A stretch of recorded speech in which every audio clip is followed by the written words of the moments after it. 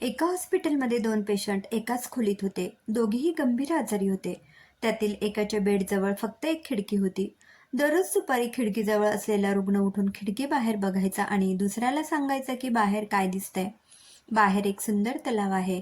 त्यावर हंस तरंगत आहे. एक आई आपल्या मुलासोबत खेळते आहे. काही जण झाडाखाली पुस्तक वाचत बसलेत. तो रोज वेगवेगळ्या गोष्टी सांगायचा. दुसऱ्याला ते ऐकायला खूप छान वाटायचं. तो डोळे मिटून त्या दृश्यांची कल्पना करायचा. परंतु काही दिवसांनी खिडकीजवळचा रुग्ण वारला. हॉस्पिटल स्टाफने त्याचा बेड दुसऱ्या रुग्णासाठी मोकळा केला. दुसऱ्याने लगेच विचारलं, कृपया माझा बेड त्या खिडकीजवळ हलवता का? मला बाहेरचं दृश्य प्रत्यक्षात पाहायचं आहे. त्याला तिथं हलवलं गेलं. उत्सुकतेने त्याने खिडकीच्या बाहेर बघितलं, पण त्याला धक्का बसला. खिडकी बाहेर फक्त एक भिंत होती. त्याला काहीच दिसलं नाही.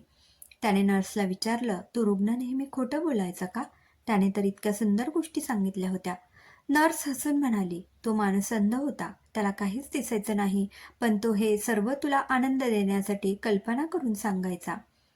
बोध दृष्टिकोन म्हणजे आपण परिस्थितीला कसा प्रतिसाद देतो.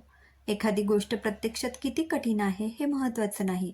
आपण ती कशी पाहतो, कशी मांडतो हेच महत्त्वाचे असते आणि यावरच आपल्या जीवनाचा आनंद अवलंबून असतो.